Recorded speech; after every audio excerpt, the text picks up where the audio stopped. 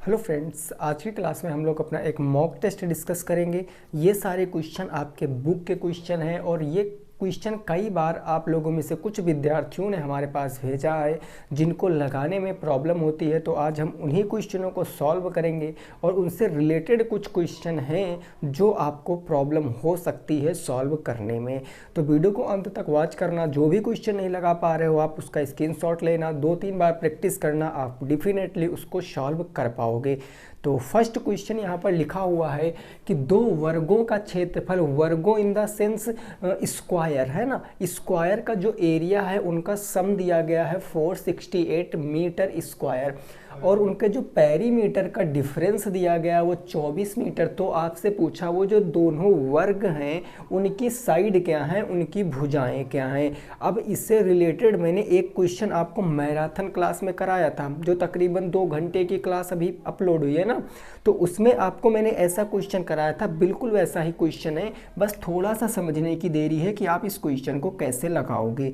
सबसे पहले देखो, कोई दो वर्ग हैं। अब उन दोनों वर्ग की भाई साइड एक अलग अलग हो सकती है, साइड एक ही हो सकती है, वो हमें जानकारी नहीं है। तो हम इसके लिए सीधा सा फंडा अपनाएंगे कि एक वर्ग की साइड को हम एक वेरिएबल मानेंगे और एक दूसरा जो आपका स्क्वायर है उसकी भी साइड को एक वेरिएबल मानेंगे। डिफरेंट हम यहाँ पर लेंगे। बाद में अगर इक्वल आते हैं तब भी कोई दिक्कत नहीं, अलग अलग आते हैं तब भी कोई दिक्कत नहीं। तो सबसे पहले अगर मैं देखेंगे तो हमने मान लिया जो पहला आपका जो भुजा है, ये जो फर्स्ट आपका भुजा है वर्ग की, उसको मैंने माना कि वो x मीटर रही होगी, ये मैंने पहली की मानी। और जो दूसरी की भुजा मैंने मान लिया वो मैंने मान लिया y मीटर रही होगी।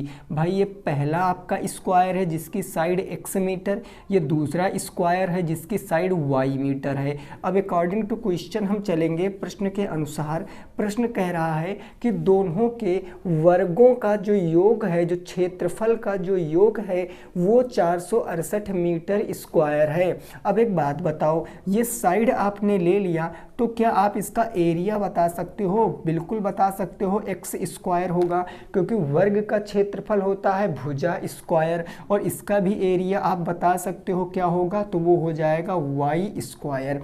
क्वेश्चन कहा गया इनका योग कितना है, 468 मीटर स्क्वायर है।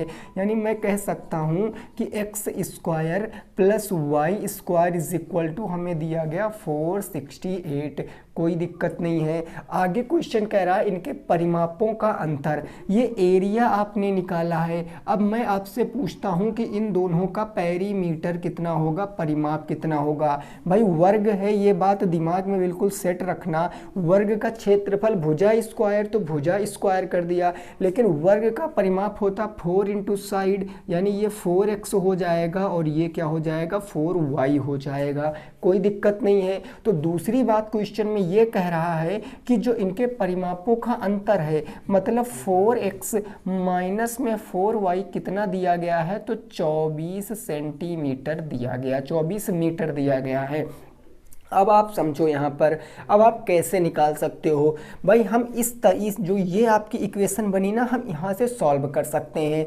हम यहाँ से 4 अगर कॉमन ले लें तो ये बचेगा x माइनस वाई बराबर के 24।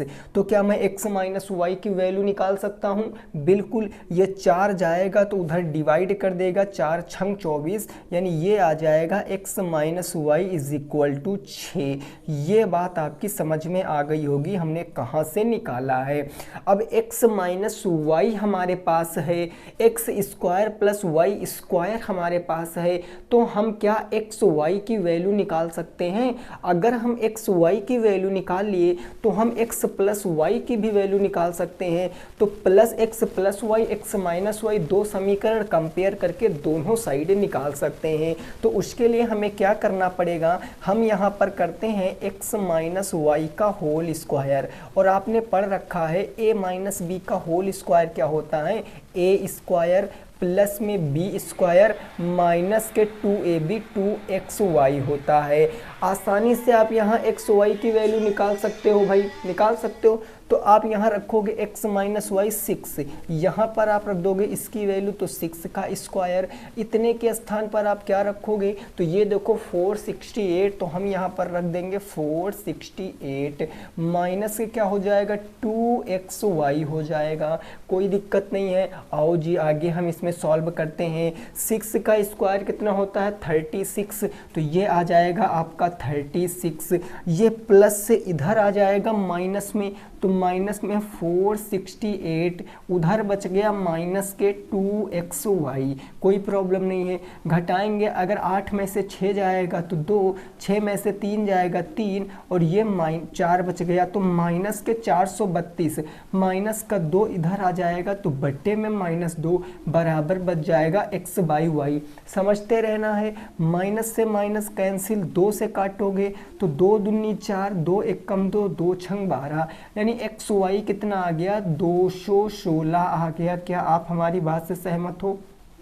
एक्स वाई कितना आ गया 216 आ गया। अब आपके पास X Y x minus Y है, आपके पास एक्स वाई है, तो क्या आप एक्स प्लस वाई नहीं निकाल सकते हो? भाई बिल्कुल निकाल सकते हो, क्योंकि आपने पढ़ रखा है कि एक्स प्लस वाई का होल स्क्वायर क्या होता है। आप कहोगे x square plus y square plus में 2xy होता है। अब आप देखो यहाँ पर एक्स स्क्वायर वाई स्क्वायर की भी वैल्यू पता है, एक्स वाई की भी वैल्यू पता कर लिया हमने, तो हम x प्लस वाई आसानी से निकाल सकते हैं। आइए निकालते हैं। तो x प्लस वाई का whole square is equal to, यहाँ इसके स्थान पर हम 468 रखेंगे क्योंकि हमें क्वेश्चन में गिवन है, प्लस में 2 इंटू एक्स वाई की वैल्यू क्या रखेंगे 216 रखेंगे। जब फर्दर इसको सॉल्व करेंगे तो ये 468 प्लस में 200 दुना 400, 432 हो गया। तो ये x प्लस वाई का होल स्क्वायर क्या आ गया, ये आ गया 1632। यानी हम यहाँ से x प्लस वाई निकालेंगे तो ये रूट के अंदर जाएगा, 468 432 क्या 900 आ जाएगा। आप बताओगे जी बिल्कुल। अगर ये 900 आ गया है तो आप ये कह सकते हो कि x प्लस वाई रूट 900 का मतलब 30 होता है। ये आप समझे, यहाँ से x प्लस वाई कितना आ जाएगा 30 आ जाएगा, और x माइनस वाई आपके पास कितना है 6 है। लग गया क्वेश्चन। अब ऐसा क्वेश्चन आपने लगाया है, x माइनस वाई 6 है, x प्लस वाई आपका कितना है 30 है, प्लस माइनस खत्म, तो 2x बराबर कितना आ गया 2x बराबर 36 आ गया, यानी x बराबर कितना आएगा 18। एक साइड आ गई 18, दूसरी कितनी आएगी, तो इसमें मान रख दो, चाहे इसमें मान रख दो, किसी में मान रख दो। अगर मैं इसमें रखता हूँ तो ये 18 प्लस में y बराबर के 30, तो y बराबर कितना आएगा 18 12 30, y बराबर 12 आ गया, x बराबर 18। यानी एक जो वर्ग की भुजा थी वो 18 सेंटीमीटर और एक वर्ग की भुजा 12 सेंटीमीटर। क्वेश्चन का क्या है सही जवाब है, और ये इंपॉर्टेंट क्वेश्चन की श्रेणी में आता है। आप इसको कहीं पर अच्छे से नोट कर लीजिए, ये मोस्ट इंपॉर्टेंट क्वेश्चन आपके परीक्षा की नज़र से हो जाएगा। एक बार आप इसका स्क्रीनशॉट लीजिए। आपको नहीं समझ आया है तो आप इस क्वेश्चन को एक बार देखना, फिर से प्रयास करना, आप डेफिनेटली इस क्वेश्चन को लगा पाओगे। ठीक है ना। चलो नेक्स्ट पर पहुंचेंगे, अगले प्रश्न पर। इतनी बात आपकी समझ में आई है कि नहीं आई है, एक बार आप कमेंट करके बताएंगे कि जी सर हमें इतनी बात अच्छे से क्लियर तरीके से समझ में आ गई है। ओके चलें नेक्स्ट पे पहुंचते हैं। ठीक है भाई, ये फर्स्ट क्वेश्चन था हमारा, जो कुछ विद्यार्थियों ने हमारे पास ये 2 से 3 बार ये क्वेश्चन आया हुआ है, तो हमने सोचा इसको हम आज सॉल्व ही करा देते हैं ताकि सबको समझ में आ जाए। जिनको भी प्रॉब्लम है वो इस क्वेश्चन को सॉल्व कर सकते थे। अब आपके त्रिकोणमिति से 3 क्वेश्चन हैं जो कि बेहद इंपॉर्टेंट हैं, तो उनको भी ज़रा हम सॉल्व करेंगे, फिर हम आगे पहुँचते हैं अगले चैप्टर के क्वेश्चन पर। जो अगला चैप्टर का क्वेश्चन होगा उसको भी डिस्कस करेंगे। क्वेश्चन नंबर 2 क्या कह रहा है, जरा इसको समझिए। ये दूसरा नंबर प्रश्न कह रहा है कि 2 tan 30 डिग्री और डिवाइडेड बाई कितना है भाई, तो डिवाइडेड बाई है 1 माइनस में tan स्क्वायर 30 डिग्री का मान आपको बताना है। 1 माइनस टेन स्क्वायर 30 डिग्री का मान आपको बताना है। अब इसके लिए अब देखो क्वेश्चन ये आसान है, बिल्कुल सिंपल सा है, लेकिन आपको वैल्यू पता होनी चाहिए। अब वैल्यू कैसे पता करोगे, मैं तरीका आपको बताया दे रहा हूँ। जब भी tan की वैल्यू पता करनी हो ना, tan की वैल्यू कुछ भी, अगर मान लिया tan 30 अंश की वैल्यू पता करनी है तो बस इसमें लगा दो sin 30 अंश और बटे क्या कर दो cos 30 अंश, बस यही बात। sin 30 अंश की वैल्यू 1/2 होती है, cos 30 अंश की वैल्यू √3/2 होती है। आपको पता है 2 से 2 कट जाएगा तो tan 30 अंश का मान कितना आ जाएगा, 1/√3 आ जाएगा। और 30 अंश का मान 1/√3, यहाँ पर देखो 1/√3 आसानी से सॉल्व कर सकते हो। अब यहाँ पर हम वैल्यू रखेंगे तो 2 इंटू tan 30 अंश का मान कितना होता है, 1/√3 बटे क्या हो जाएगा, 1 माइनस tan 30 अंश का मान 1/√3, इसका स्क्वायर है तो इसका स्क्वायर भी कर देंगे। जब फर्दर सॉल्व करेंगे तो 2 1 कम 2 ऊपर आ जाएगा, 2/√3 बटे नीचे 1 माइनस 1/√3 का स्क्वायर 3। जब इसको सॉल्व करेंगे तो ये आ जाएगा 2/√3 डिवाइडेड बाई 3 का 1 से मल्टीप्लाई -2 कर दोगे तो ये 2/3 हो जाएगा। अब आपको पता है ये हमारा 2/√3 एज इट इज़ रहेगा, और जो ये 2/3 है ऊपर जाएगा तो ये 3/2 बना देगा। 2 से 2 कैंसिल तो उत्तर आएगा 3/√3, ये आप नोट कर सकते हो। उत्तर कितना आएगा, 3/√3 आएगा। इस क्वेश्चन को आप नोट कर लीजिए और देख लीजिए क्या आपका क्वेश्चन यही आंसर आ रहा था कि भाई। चलिए नेक्स्ट अगला क्वेश्चन देखेंगे, क्वेश्चन नंबर 3 वो क्या है उसको भी समझने की कोशिश करेंगे अगले प्रश्न की। ये बात आपकी समझ में आ गई होगी, सिंपल सा प्रश्न था, बस वैल्यू आपको याद रखना है। वैल्यू याद है तो सारे काम हो जाएंगे। क्वेश्चन नंबर 3 है कि यदि tan a प्लस बी यदि tan a प्लस बी आपको दिया गया है, a plus b is equal to √3, और आपको a माइनस बी दिया है, a माइनस बी आपको दिया 1/√3, तो आपसे पूछे है कि एंगल ए और एंगल बी का मान कितना होगा। एंगल ए और एंगल बी का मान कितना होगा, ये क्वेश्चन इससे पहले भी मैंने आपको सॉल्व कराया है। मैं ये क्वेश्चन बार बार इसलिए ला रहा हूँ ताकि आपका जो ये इस टाइप का प्रश्न है ना उसका कंसेप्ट क्लियर हो सके, आप इन क्वेश्चनों को अच्छे से लगा सको। आपको ए प्लस बी दिया है, आपको ए माइनस बी दिया है।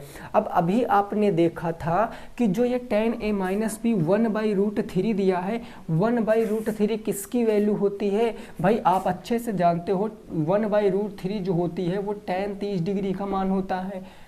अरे बोलो यही होता ना, और जो √3 होता है ये मान होता है tan 60 डिग्री का। सारणी याद है ना, tan 60 और tan 30। तो हम आसानी से यहाँ पर लिख सकते हैं, इस क्वेश्चन को सॉल्व करेंगे तो हम कह सकते हैं कि tan a plus b is equal to, जहाँ √3 है वहाँ पर हम 60 डिग्री लिख सकते हैं भाई। tan की फॉर्म में है तो डायरेक्ट 60 डिग्री लिख दिया। और दूसरी चीज़ हमें क्या दिया है, दूसरी चीज़ दिया है a माइनस बी, और वहाँ पर 1/√3 के स्थान पर कितना रख देंगे, 30 डिग्री। tan छोड़ दो क्योंकि आपको एंगल बताना है। ये मान लो इक्वेशन नंबर 1, इसको मान लो इक्वेशन नंबर 2। अब जब आप फर्दर इसको सॉल्व करोगे तो आपको पता है angle b plus angle b minus चिन्ह अपोजिट है तो कट जाएंगे, यानी 2a बराबर क्या आ जाएगा, 60 30 90, यानी a बराबर 90 आ गया। 2a बराबर 90 तो a बराबर क्या 90/2 आएगा। 2 से काटोगे तो 2 चौके 8, 2 पंची 10, यानी एंगल a कितना आ गया, 45 डिग्री का आ गया। अगर एंगल a 45 है तो एंगल b भी कितना होगा, 45 नहीं होगा। आप यहाँ पर देखो रखो, यहाँ पर एंगल ए की वैल्यू रखोगे 45, उधर जाएगा माइनस, तो 60 में से 45 घटाओगे तो एंगल बी कितना आ जाएगा, 15 डिग्री आ जाएगा। क्योंकि दोनों का सम 60 होना चाहिए, दोनों का अंतर 30 होना चाहिए, तो ये आंसर हमारा राइट है। एंगल ए आ गया 45 डिग्री, एंगल बी आ गया 15 degree, will be the correct answer. कुछ लोगों की समझ में नहीं आया होगा क्वेश्चन, इसीलिए मैंने अगला क्वेश्चन ले रखा है, उसको आप कर पाओगे। बस आप यहाँ देखो √3 tan 60 का मान होता है, 1/√3 tan 30 का मान होता है। जहाँ √3 था वहाँ मैंने 60 रखा, जहाँ 1/√3 था वहाँ मैंने 30 रखा, और सो मैंने इसको इक्वेशन बना के सॉल्व कर लिया, आंसर हमारा आ गया है। क्लियर। नेक्स्ट प्रश्न संख्या नंबर 4, उसको सॉल्व कीजिए क्या है और उसको लगाने की कोशिश कीजिए क्वेश्चन नंबर 4 को, ठीक है ना भाई। प्रश्न संख्या 4 होगा, ऐसा ही क्वेश्चन है, उसको जरा सॉल्व करो। ये क्या कहने की कोशिश कर रहा है, ये क्वेश्चन कह रहा है कि if tan 2a is equal to, आपको दिया है cot a माइनस के 18 डिग्री, तो आपसे पूछे क्या है, एंगल ए का मान क्या होगा, एंगल ए की वैल्यू क्या होगी, एंगल ए का मान आपसे पूछे है, बताओ क्या होगा। अब यहाँ पर आपको ना कुछ फार्मूले याद रखने हैं। मैं लगभग जब भी इस तरीके का क्वेश्चन लाता हूँ तो आपको फार्मूले ज़रूर बताता हूँ, क्योंकि फार्मूला बेस्ड क्वेश्चन है। कैसे, वो ज़रा समझो। मैं आपको कह दूँ कि साइन 90 माइनस थीटा क्या होता है, तो आप कहोगे sine 90 minus theta cos theta होता। इसका अपोजिट मैं कह दूं कॉस 90 माइनस थीटा क्या होता है, तो आप कहोगे साइन थीटा होता है। ये दो फार्मूले हो गए। दो और बनते हैं, वो किसमें किसमें, टैन और कॉट में। भाई टैन 90 माइनस थीटा क्या होता है, तो 90 माइनस थीटा होता है कॉट थीटा। और यहीं पर मैं कह दूं कि कॉट 90 माइनस थीटा क्या होगा, तो वो क्या बन जाता है, टैन थीटा बन जाता। ये दो टैन और कॉट के बच्चे, दो और सेक और कॉसेक, वो एक दूसरे में अपोजिट होंगे। सेक 90 माइनस थीटा क्या होता है, तो वो होता है कॉसेक थीटा। और इसका अपोजिट अगर आप करोगे कॉसेक 90 माइनस थीटा, तो वो क्या हो जाएगा, सेक थीटा। बस ये 3 फार्मूले याद रखो, ऐसे क्वेश्चन आप लगा लोगे। भाई जहाँ tan 2a है, यहाँ भाई आपको पता है कि tan 90 minus theta cot theta होता, के लिए आप कहोगे कि ये हो जाएगा कॉट 90 माइनस के 2a और बराबर हो जाएगा कॉट a माइनस के 18 डिग्री। अब आपका क्वेश्चन देखो यहाँ से तुरंत लग जाएगा। कॉट से कॉट खत्म, तो इधर आपका बच गया 90 माइनस के 2a बराबर के उधर बच गया a माइनस के 18। a इधर ले आओगे तो प्लस से माइनस में, ये माइनस के 2a माइनस का a बराबर माइनस के 18, प्लस के 90 जाएगा तो माइनस के 90, ये माइनस के 3a बराबर माइनस के 90 10 100 कितना हो जाएगा 108। माइनस से माइनस खत्म, 3 से काटोगे 3 3 9 3 6 18, a की वैल्यू कितनी आई 36 डिग्री। और ये क्वेश्चन का बिल्कुल सही जवाब है, ये क्वेश्चन का बिल्कुल सही जवाब है। इस तरीके से आपको इन 6 फार्मूलों को नोट कर लेना है। मैं लगभग जब भी ऐसा क्वेश्चन लाता हूँ तो मैं बताता हूँ ये 6 फार्मूले आपको नोट होने चाहिए, क्योंकि जब भी ऐसा क्वेश्चन आएगा ना तो बस आप इस तरीके से चेंज करके अपना आंसर दे सकते हो। ठीक बात ना, क्लियर, समझ में आ गया। नोट कर लीजिए, अगले प्रश्न पर पहुंचेंगे, प्रश्न संख्या नंबर 5 पर। क्वेश्चन नंबर 5 पर पहुंचेंगे और उसको सॉल्व करने की कोशिश करेंगे।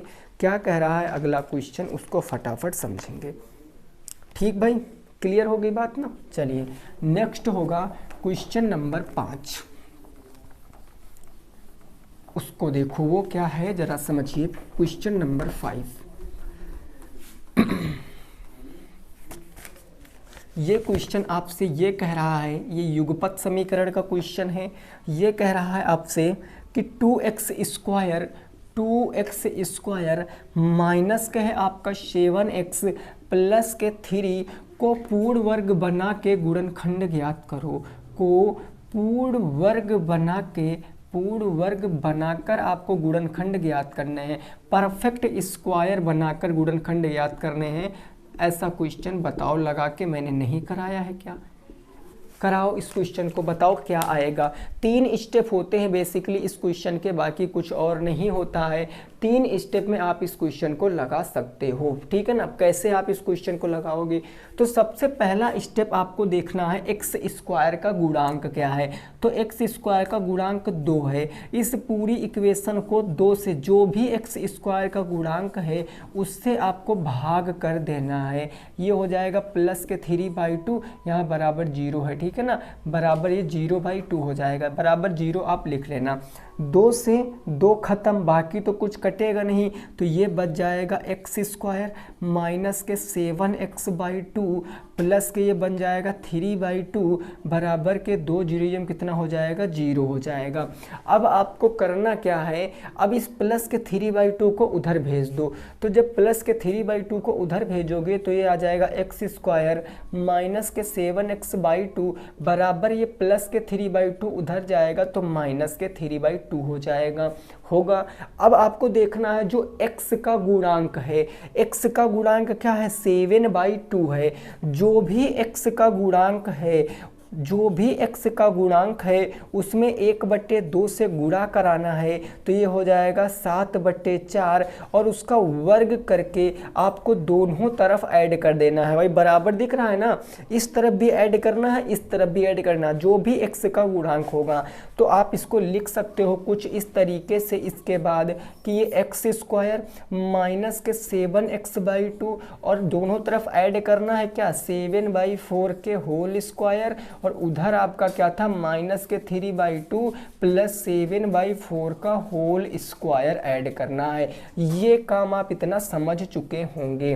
अब आप क्या करोगे इसमें आगे, आप यहाँ इतने को गौर से देखो, इतने को गौर से देखो, तो क्या ये x प्लस 7 x माइनस 7/4 का होल स्क्वायर नहीं है। अरे समझो, ये आपका अगर आप x माइनस 7/4 का होल स्क्वायर खोलोगे तो ये क्या आएगा, x स्क्वायर प्लस 7/4 का होल स्क्वायर माइनस के 2 इंटू एक्स इंटू के 7/4 आएगा। 2 दूना 4 करोगे, यानी आप इसको ऐसे देखो, आप यहाँ पर या इसको स्टेप छोटा करोगे तो माइनस के 7x/2 आ जाएगा, माइनस के 7x/2 एक्स स्क्वायर प्लस के 7/4 स्क्वायर। यही चीज़ तो लिखा हुआ है और यही चीज़ आप इस चीज़ को शॉर्ट फॉर्म में कह सकते हो। बेसिकली इतना ही समझना है आपको। कह सकते हो बिल्कुल सर, ये ट्रिक अप्लाई कर सकते हो। कौन सी ट्रिक है, यहाँ पर देखो माइनस का चिन्ह है ना, तो बस माइनस लगाओ और इसका होल स्क्वायर कर दो। अगर माइनस है तो माइनस इसका होल स्क्वायर, वो इसके बराबर हो जाएगा। अगर प्लस है तो प्लस लगा के फर्स्ट और लास्ट टर्म का होल स्क्वायर कर दो, ठीक है ना। अब इसको आप हम सॉल्व करते हैं। ओके भाई, चलिए अब इसको जब सॉल्व करेंगे तो हम इतनी चीज़ को क्या कह सकते हैं, आप कहोगे सर अभी आपने बताया x माइनस के 7/4 के होल स्क्वायर कह सकते हैं, और ये किसके बराबर था इधर, तो इधर था आपका माइनस के 3/2, माइनस के 3/2, ये प्लस 7 का स्क्वायर 49, 2 का 4 का स्क्वायर 16, 16 हो गया। एक हर बराबर कर लो, 2 को 16 बनाने के लिए 8 से नीचे इंटू 8 से ऊपर इंटू, तो ये आपका क्या आ जाएगा, इधर बचा x माइनस 7/4 का होल स्क्वायर है ना, और बराबर क्या बच जाएगा आपका 8 तिरिक 24 माइनस के 24 प्लस के 49 और बटे कितना आ जाएगा 16 आ जाएगा। कोई दिक्कत नहीं है। नेक्स्ट आप यहाँ पर समझो तो ये आ जाएगा आपका कितना, x माइनस के 7/4 का whole square is equal to minus के 24 प्लस के 49, ऊपर बच जाएगा 24 नीचे बच जाएगा 16, यही ना। तो अब स्क्वायर हटाओगे तो रूट में ले जाओगे, यानी यहाँ से x माइनस के 7/4 बराबर कितना आएगा, प्लस माइनस, रूट के बाहर निकलेगा तो प्लस माइनस, यानी 5/4 आ जाएगा। अब ये आ गया है आपका आंसर। अब आपको कुछ करने की ज़रूरत नहीं है।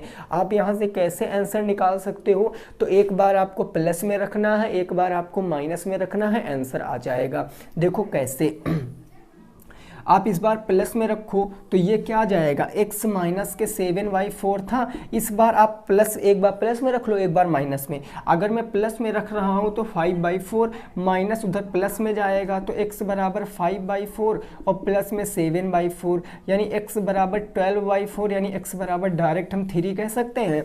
7 5 12, 12/4, 4 3 12, तो x की वैल्यू एक तो 3 आ गई, दूसरी x की वैल्यू क्या आएगी, इस बार हम निगेटिव रख कर देख लेते हैं। तो x माइनस 7/4 बराबर माइनस के 5/4, माइनस से प्लस में जाएगा तो x बराबर माइनस के 5/4 प्लस के 7/4, भाई कितना आ जाएगा, तो x बराबर आ जाएगा 2/4, 1/2। x की एक वैल्यू कितनी आ गई, 1/2 आ गई, और x की वैल्यू कितनी आ गई, 3 आ गई। ये क्वेश्चन का जवाब है। एक x की वैल्यू 3 आ गई, एक x की वैल्यू 1/2 आ गई। ये आंसर है आपके पेपर का, ये आया हुआ प्रश्न है। आ गया तो ऐसे लगाना है। कैसे, मैं स्टेप बताता हूँ। सबसे पहले एक्स स्क्वायर के गुणांक से सारी इक्वेशन को भाग दे देना है। देन उसके बाद आपको x का गुणांक देखना है। x के गुणांक में 1/2 से मल्टीप्लाई करा के उसका वर्ग करके दोनों तरफ जोड़ देना है। जब जोड़ोगे माइनस का चिन्ह अगर आ रहा है बीच में तो वो फर्स्ट और लास्ट टर्म की माइनस का होल स्क्वायर बनेगा। अगर बीच में प्लस का चिन्ह रहा तो x यानी जो पहले टर्म होगा लास्ट टर्म होगा प्लस का होल स्क्वायर बन जाएगा। चूंकि माइनस था इसलिए माइनस का होल स्क्वायर, लास्ट में प्लस माइनस का आएगा। एक बार प्लस में रख लेंगे, एक बार माइनस में रख लेंगे, आंसर हमारा आ जाएगा। ठीक ना, चलो नोट कर लो, नेक्स्ट पे पहुंचते हैं। अगला प्रश्न क्या कह रहा है उसको समझने की कोशिश करते हैं। नेक्स्ट क्वेश्चन नंबर कौन सा होगा हमारा? 6। ठीक है ना भाई, क्वेश्चन नंबर 6 क्या है जरा उसको समझ लेते हैं। यहाँ तक बात क्लियर हो गई? ओके, अगला क्वेश्चन देखेंगे।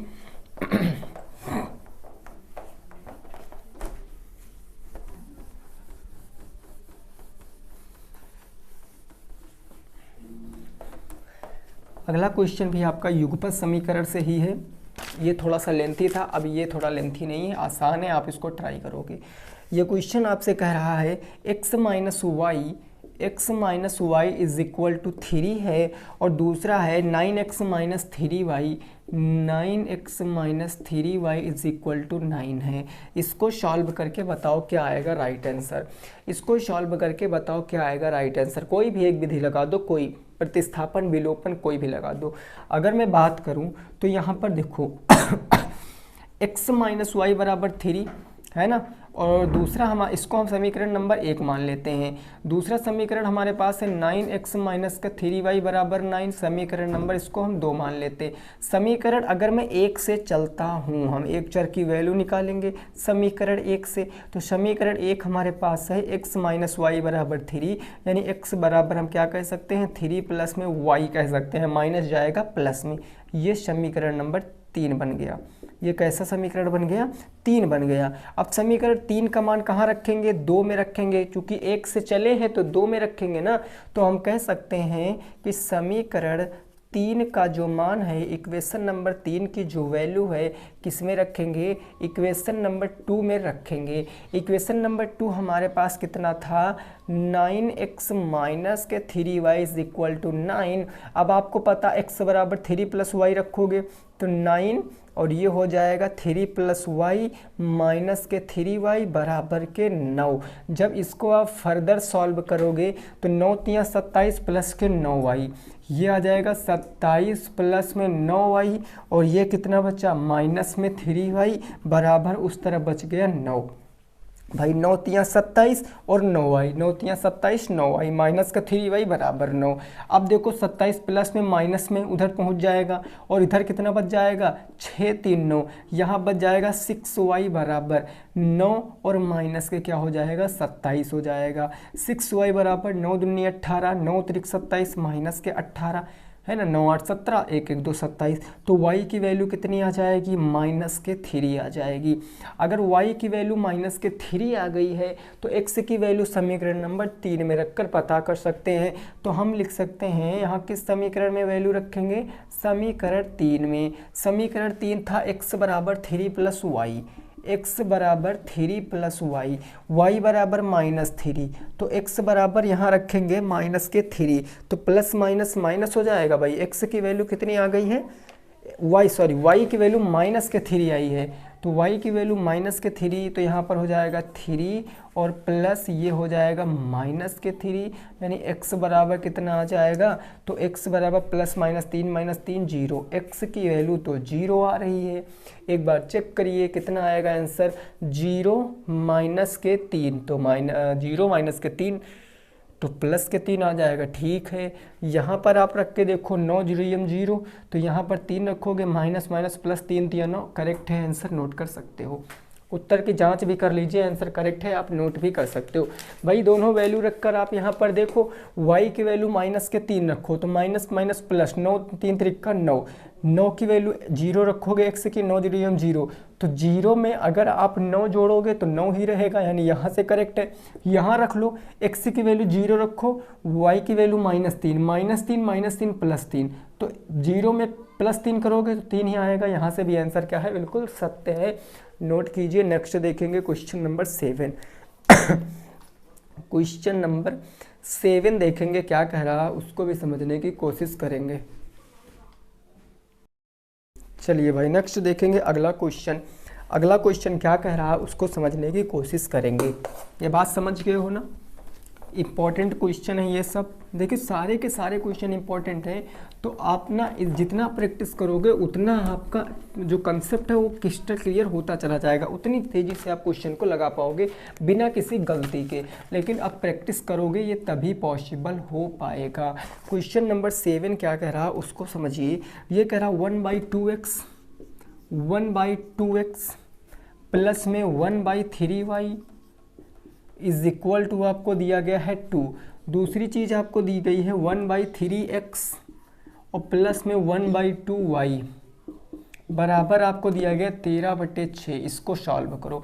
ये क्वेश्चन इससे पहले भी मैंने आपको सॉल्व करा रखा है ये क्वेश्चन, तो इसका जवाब आपको फटाफट बताना है। इसका जवाब क्या आएगा, 1/2x प्लस 1/3y बराबर 2, 1/3x प्लस 1/2y बराबर के 13/6। अब एक बात समझो, अगर जैसे मैंने कोई चीज़ लिखा 1/2x ही ले लेते हैं, यहाँ लिखा, तो मैं क्या इसको ऐसे नहीं लिख सकता हूँ, मैं इसको लिख सकता हूँ, मैं इसको क्या लिख सकता हूँ 1/2x। अच्छा हाँ, मैं इसको क्या ऐसे नहीं लिख सकता हूँ x/2।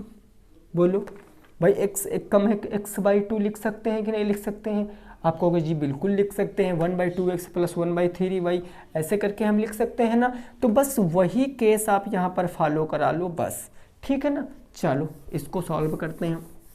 भाई कैसे सॉल्व करेंगे, तो हम इसको सॉल्व करेंगे तो हम इसको कह सकते हैं x/2 प्लस में इसको हम कह सकते हैं y/3 बराबर में 2, यही कह सकते हैं ना।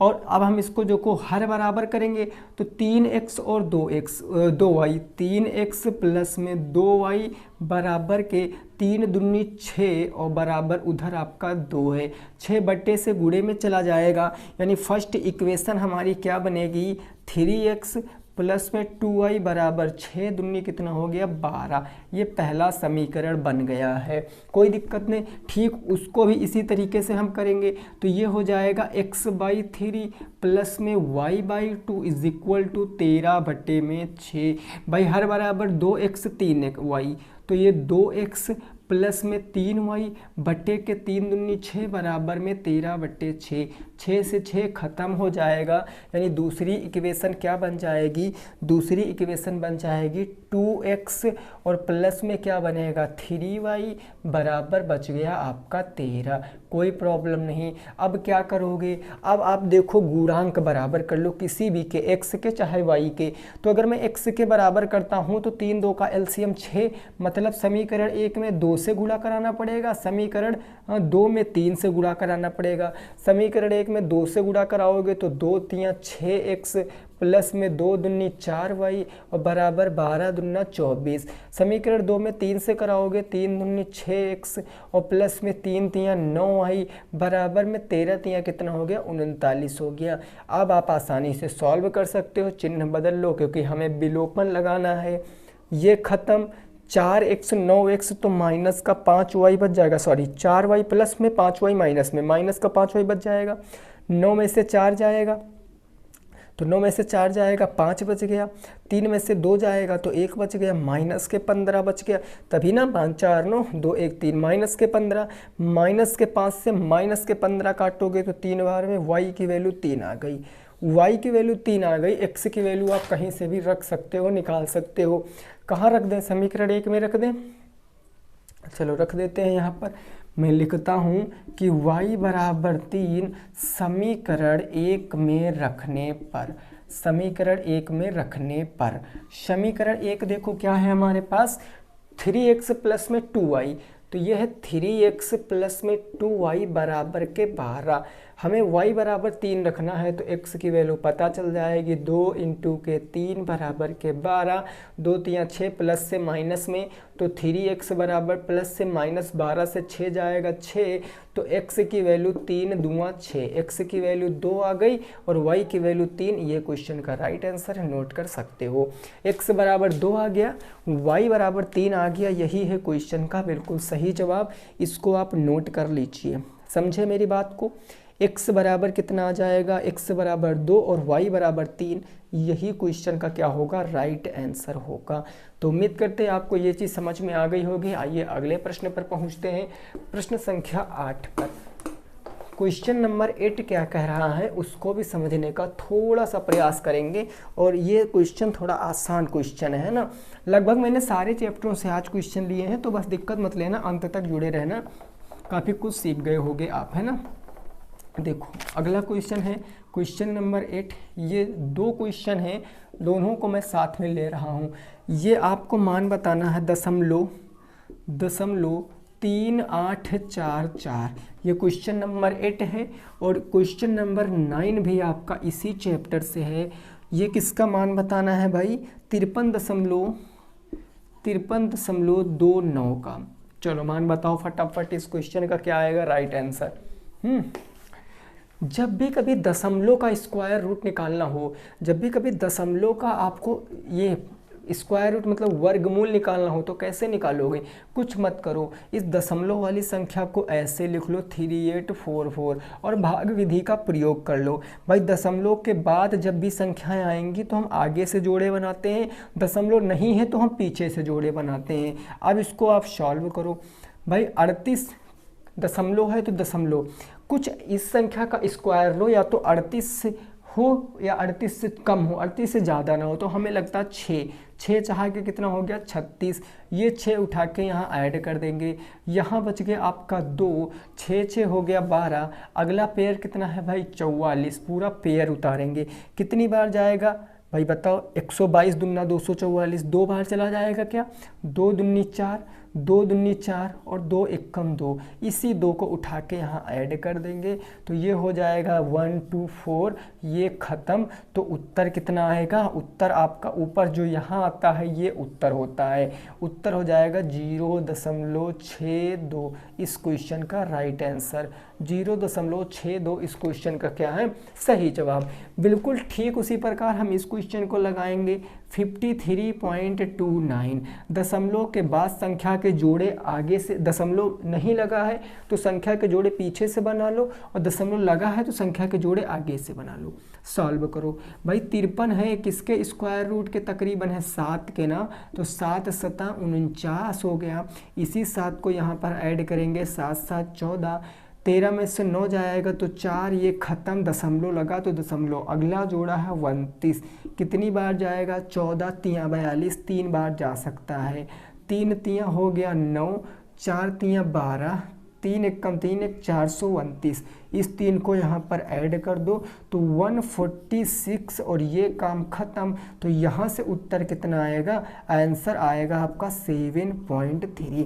क्या सबके यही आंसर आ रहे थे, 7.3 क्वेश्चन नंबर 9 का, और क्वेश्चन नंबर 8 का है 0.62। ये दोनों क्वेश्चन क्या आपके आ रहे थे, एक बार बताओ जरा कमेंट करके, क्या इतना ही आपका आंसर आ रहा था ना, बोलो। चलो अब हम अगला क्वेश्चन देते हैं आपको, उस क्वेश्चन को आपको लगाना है, उस क्वेश्चन को आपको लगाना है, ठीक है।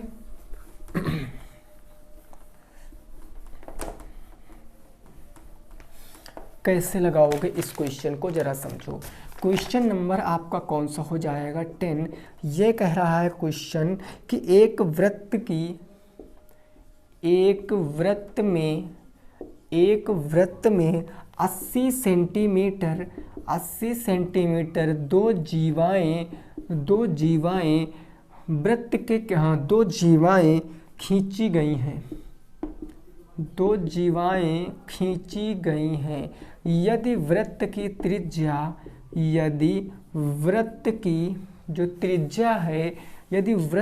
जो त्रिज्या है वो 41 सेंटीमीटर है, तो क्वेश्चन कह रहा है कि दोनों जीवाओं के मध्य दूरी बताओ। दोनों जीवाओं के मध्य दूरी, जीवाओं के जो मध्य है वो आपको दूरी बताना है। क्या होगा? दोनों जीवाओं के मध्य दूरी। इस क्वेश्चन को लगाओ। ये क्वेश्चन थोड़ा सा कंसेप्ट वाला क्वेश्चन है, तो आपको इसको जल्दी से सॉल्व करना है, ठीक है ना। ये नया क्वेश्चन, इससे पहले मैंने इस क्वेश्चन को नहीं कराया है, तो आप इस क्वेश्चन को लगाने का प्रयास कीजिए। कैसे लगाओगे? देखो, मेरी बात को समझना, मेरी बात को थोड़ा सा समझने का प्रयास करना। जैसे हम एक सर्कल बनाते हैं, एक सर्कल हमने बना दिया, ठीक है ना। ये आपको पता सेंटर होगा। अब जीवा क्या होती है? जीवा कोई दो पॉइंट होते हैं, तो वह मान लिया पहला ये पॉइंट, तो एक जीवा हमारी ये हमने मान लिया ए बी, एक जीवा हो गई। दूसरी जीवा कहाँ लें? क्या दूसरी जीवा हम यहाँ पर लेंगे?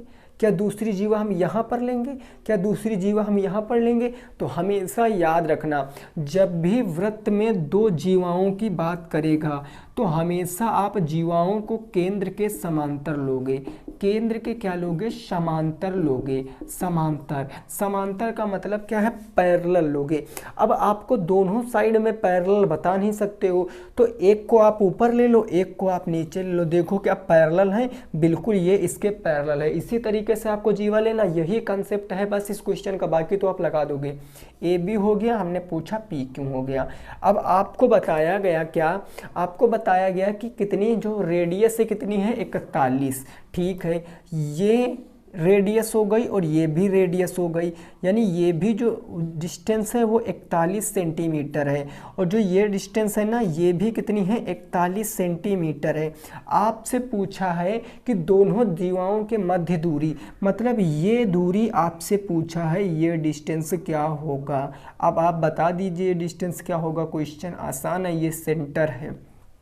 एक बात बताओ जरा, ये सॉरी, ये पूरी डिस्टेंस जो है, ये पूरी डिस्टेंस आपकी 80 दी है, ये भी और ये भी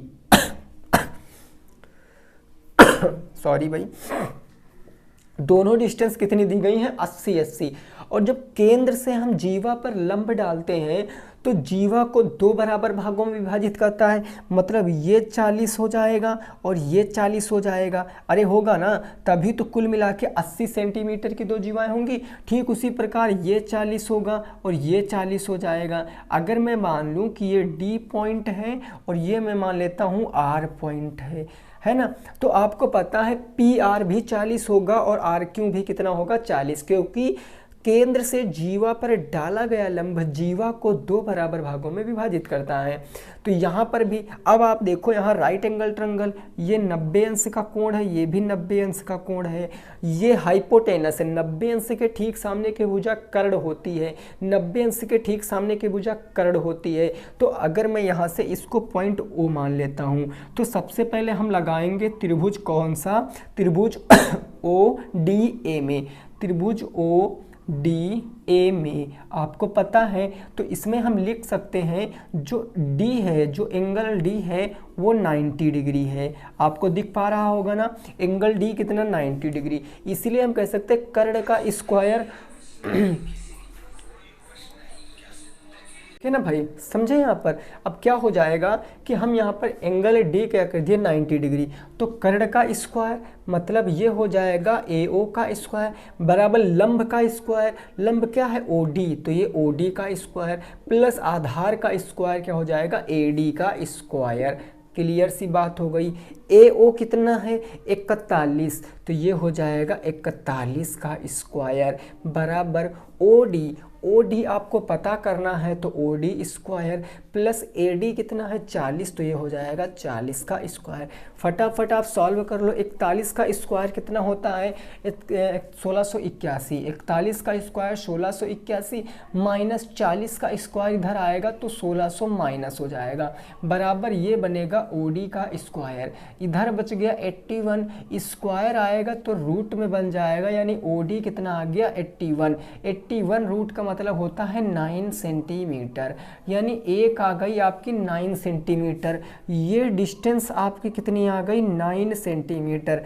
क्या ये भी 9 आएगी भाई? सिमिलर, सारा कुछ सिमिलर है, 40 41। तो इसको भी आप ट्रायंगल में लगा दोगे। कौन सा ट्रायंगल? ओ आर पी में। यहाँ एंगल आर 90 डिग्री, तो पी ओ का स्क्वायर बराबर ओ आर का स्क्वायर प्लस पी आर का स्क्वायर। तो यहाँ से भी कितना, ये भी डिस्टेंस कितना आएगी 9 ही आ जाएगी।